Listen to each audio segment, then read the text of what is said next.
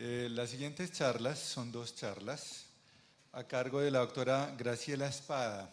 La doctora Graciela Espada es reumatóloga infantil, jefa de la sección de reumatología del Hospital de Niños Ricardo Gutiérrez de la Universidad Nacional de Buenos Aires, Argentina.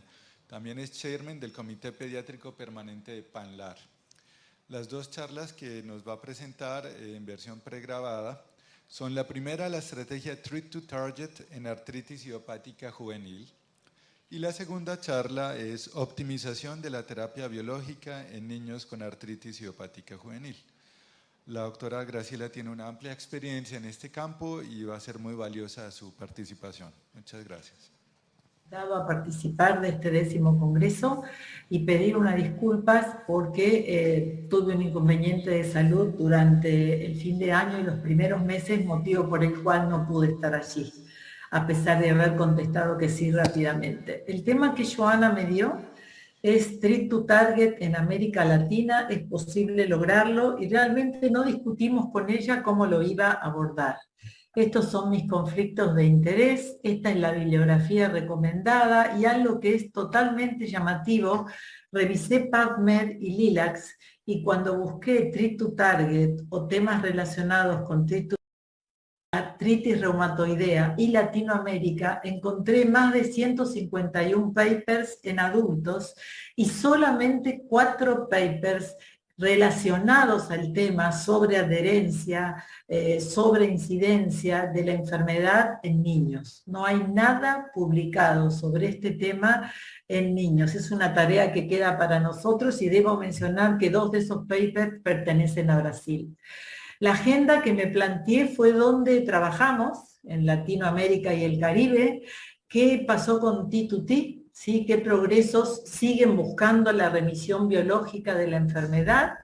Si su objetivo es suficiente, si sirve para ver a largo plazo el impacto de la enfermedad y finalmente tratar de responderle a Joana si es posible lograrlo y qué tendríamos que hacer en manera cercana. Este es el lugar donde nos movemos, este es nuestro escenario con una población global de 630 millones y he tomado acá, porque algunos llaman a los menores de 15 hasta 24 adolescentes, esta es data de OPS del 2019 y hay 2 temas importantísimos ligados a educación en salud, que casi la mitad de la familia son monoparentales en Latinoamérica y el 44% está a cargo de mujeres. Y si bien aquellos que aprendieron a leer y a escribir aumentaron en número, el analfabetismo tiene una tasa de 32 millones de individuos, ¿sí? La tasa de natalidad se va mantenido igual y la de mortalidad mejorado a expensas de las infecciones. No solo tenemos que lidiar con nuestra enfermedad, sino estar bien enterados qué pasa con las infecciones epidémicas y endémicas que tenemos. Todo esto es data nueva, ¿sí? La tasa de tuberculosis de incidencia sigue siendo alta y están hoy dándose epidemias de chikungunya, cólera, ébola, fiebre amarilla, Zika y COVID. ¿Sí? Habiendo resuelto, según los epidemiólogos de OPS, la rubiola y el sarampión, en mi país todavía estamos lidiando para que se vacunen, ¿sí? Y por seguro la infección por HIV y la sífilis transmitida por la madre. Un punto importante es hacernos cuántos niños hay con artritis idiopática juvenil en Latinoamérica. Tomé tan solo la población menor a 15 años, tomé el estudio que es para mí cumbre y es el único epidemiológico seriamente y metodológicamente hecho en el Caribe, que es en Costa Rica.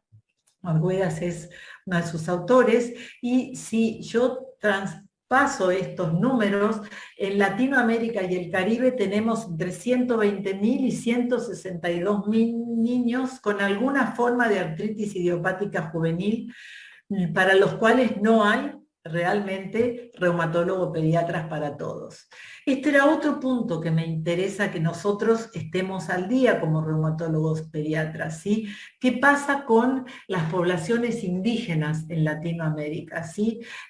Tomé este paper, fue el primero que leí viendo a mujeres indígenas o afrodescendientes en Latinoamérica y básicamente si en todo desde el Caribe hasta el sur hay diferentes poblaciones indígenas, las mayores tasas se dan de afrodescendientes en Brasil, de indígenas en Bolivia y en el Perú.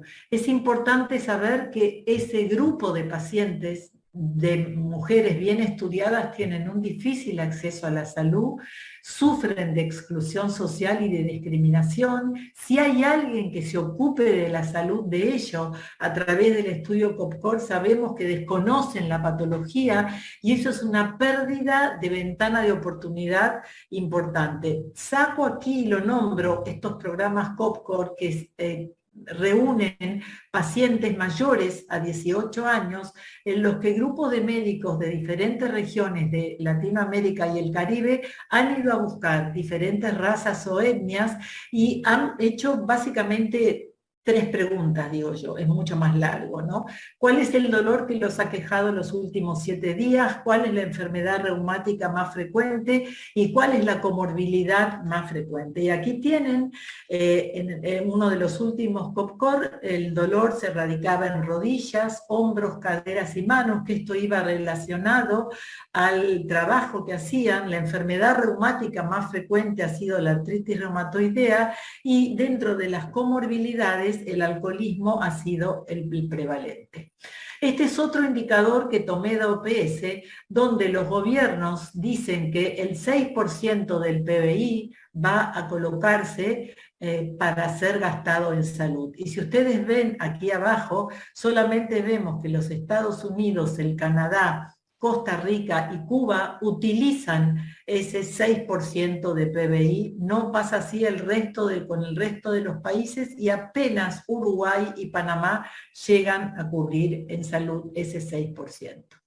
Cuando me pregunté cuántos reumatólogos infantiles hay acá para tener alguna estrategia de tratamiento con nuestros pacientes, este fue el primer survey que hice cuando estuve a cargo del grupo de reumatología pediátrica y nos contestaron 35 servicios de 11 países que decían ver niños o tener a su cuidado niños.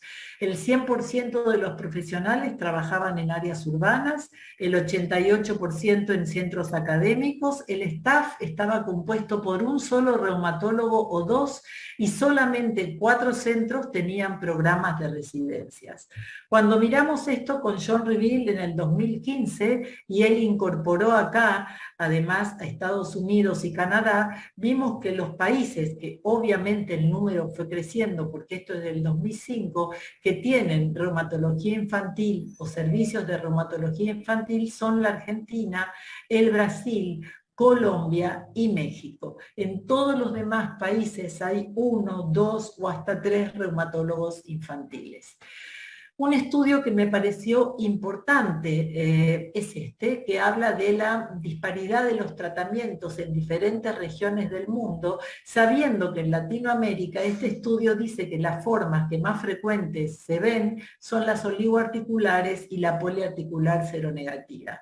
Fíjense cómo lastimosamente una de las drogas más utilizadas fue el corticoide sistémico, luego los corticoides articulares. Es llamativo que un 80% ha usado metotrexate, llamativo para bien, digo, en las formas oral y subcutánea, y un 30% de los pacientes, como en el resto del mundo, salvo en Europa del Norte, ha utilizado entre un 30 y un 35 de agentes biológicos. ¿Qué es lo que pasa con los países que tienen menor PBI? Que como les mostré, no respetan a casi ninguno. Estos países asocian a pacientes con mayor actividad de la enfermedad, a niños, perdón, con mayor actividad de la enfermedad y mayor daño acumulado. Esto está asociado con una referencia tardía al reumatólogo pediatra y lo que se necesita es mejorar la salud pública y el acceso al tratamiento. Como Joana me dijo que iba a haber pediatras en la conferencia, esto es para mostrar de qué manera es la atención médica en pediatría, qué tenemos en común todos los especialistas. Nuestro centro de atención es el niño y su familia, y obviamente viendo cómo la enfermedad impacta a esa familia y a ese niño en la comunidad donde se mueve.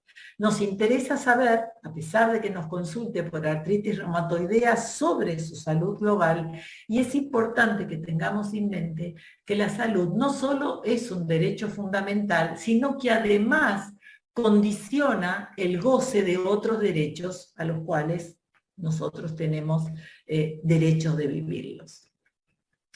Fíjense de qué manera, y todo esto está ligado a Treat to Target, los lazos familiares, si uno mira a lo largo de la vida, esto es infancia, adolescencia y esto es la etapa adulta, a lo largo de la vida, esto está en amarillo, los lazos familiares son más importantes, son una fuente importante de protección frente a los resultados de salud. Y la familia es un factor constante a lo largo del curso de la vida, por eso es que jamás para un pediatra el foco de atención podría ser solo el niño si es el niño y su familia.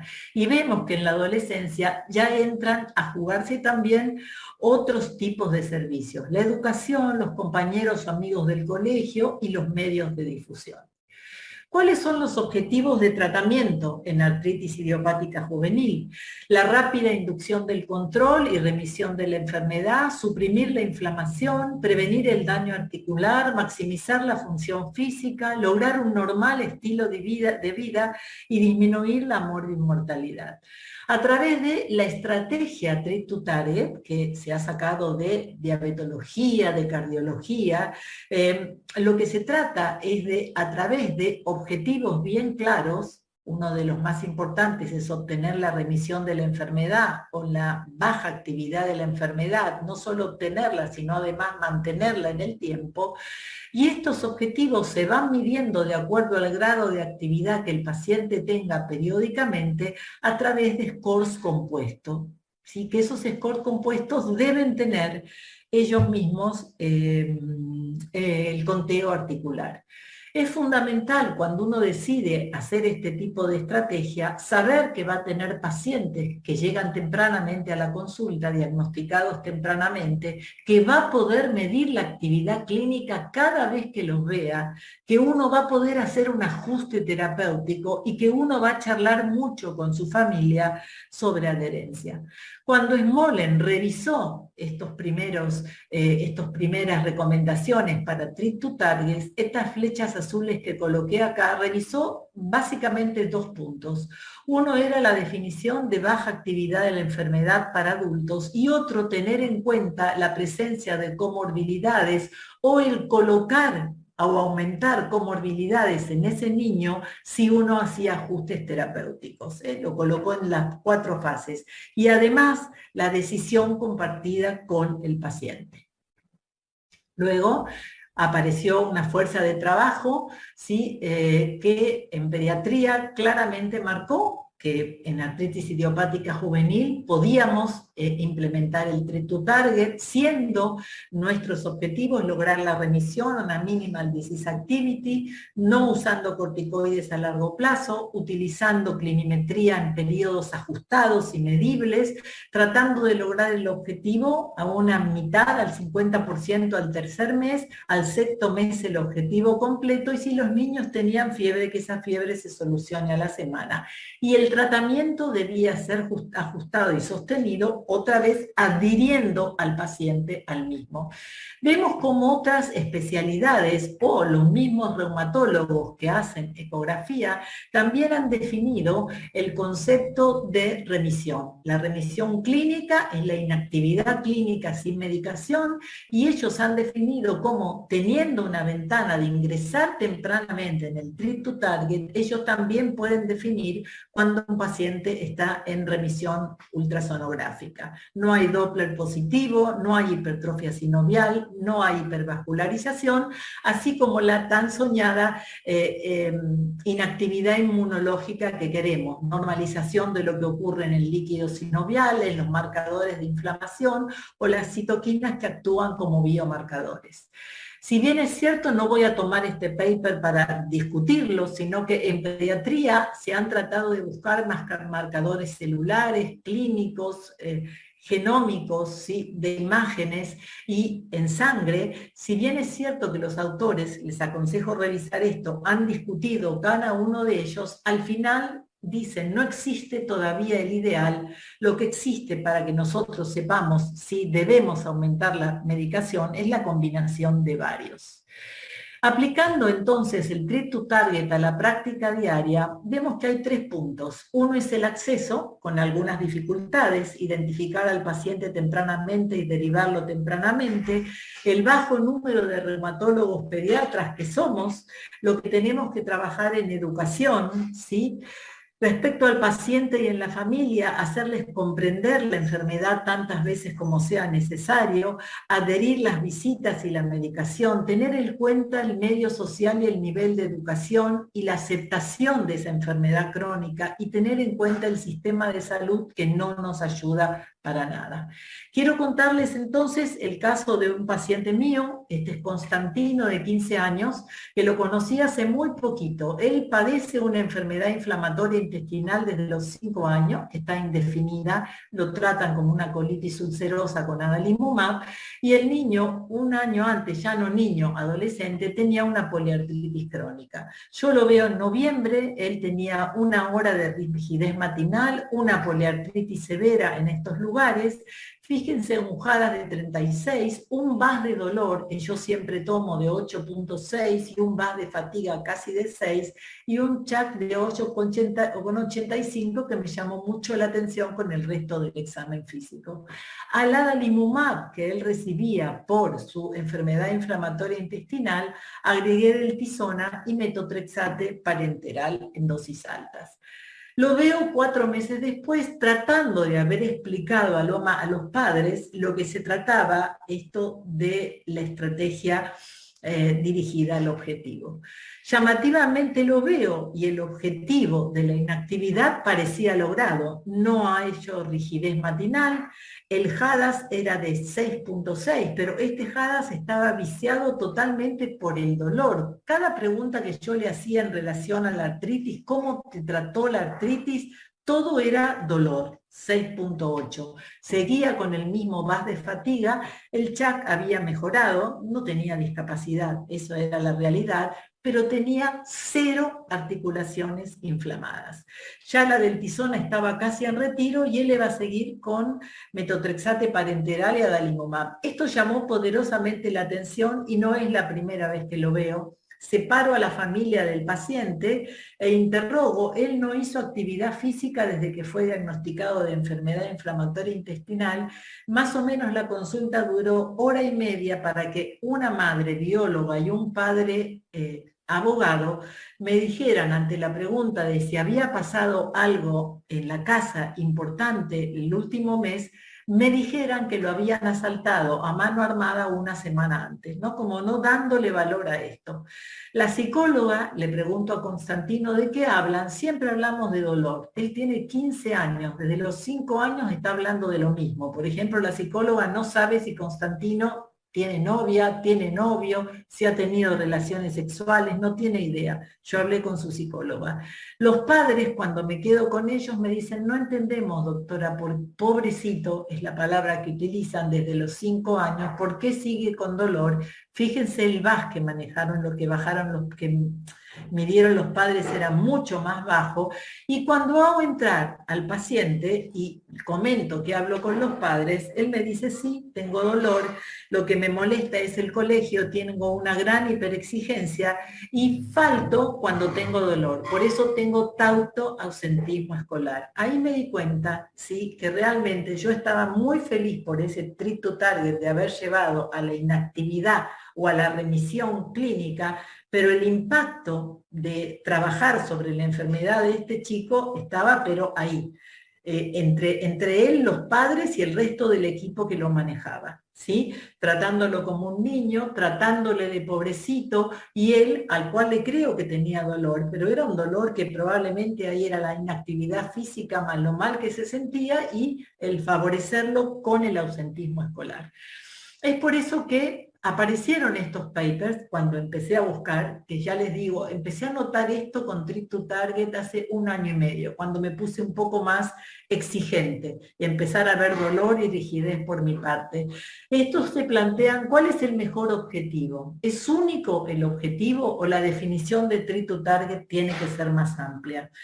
El tratamiento agresivo dirigido al objetivo supone un efecto dominó, o sea que supone que si yo trato la inflamación, voy a tratar el dolor, la fatiga y la rigidez. Ahora, esto no está confirmado por los trabajos que hay en la actualidad. La toma de decisiones debe ser compartida y los objetivos individuales de los pacientes súper respetados.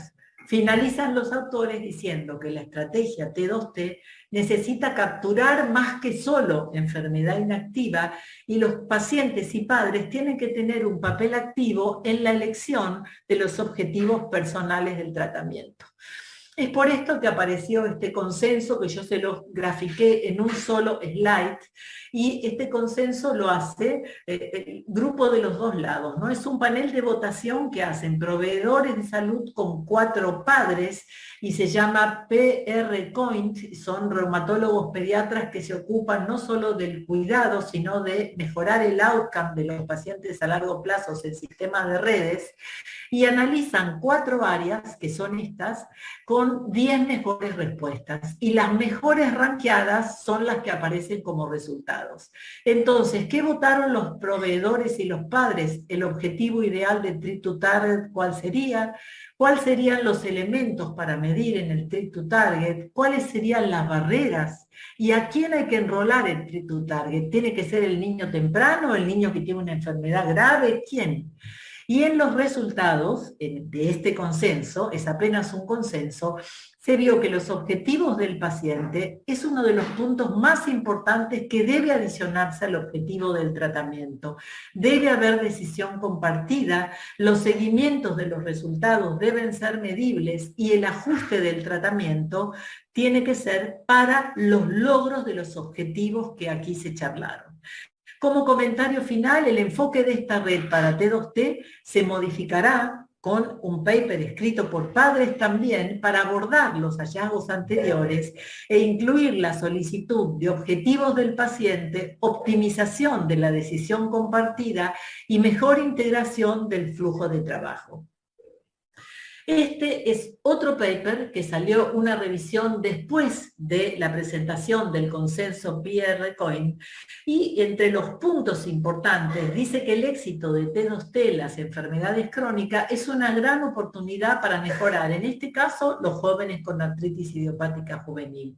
Las recomendaciones actuales del T2T brindan lo que sería un punto de partida importante global para esta corte, pero es importante que aborden además todos los aspectos del modelo biopsicosocial del paciente.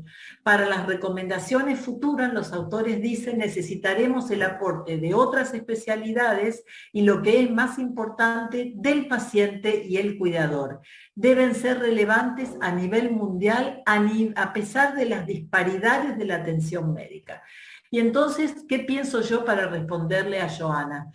¿Podemos hacer Treat to Target? Sí, podemos hacerlo en los niños que tienen la posibilidad de llegar al reumatólogo infantil, ¿sí? Necesitamos sin duda volver a discutir los objetivos. Fíjense lo que me pasó a mí con Constantino. Ver de incluir la trayectoria de esos padres, ¿no? La trayectoria y el impacto del niño y sus padres portando esta enfermedad. Hasta ahora, ensayos donde solo se medía la remisión biológica. En realidad era lo único que medíamos. Desde la perspectiva del paciente, esto es claramente insuficiente para juzgar el éxito. Y esto lo tomo yo por mi cuenta solamente, ¿sí? Y los invito. Tenemos que hacer estudios colaborativos en Latinoamérica y el Caribe. Recuerden los 4 únicos que encontré en PubMed y en LILACS.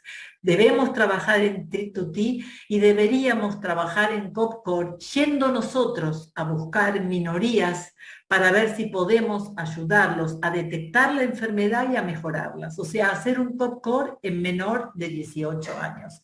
Y con esto finalizo mi charla. Muchas gracias.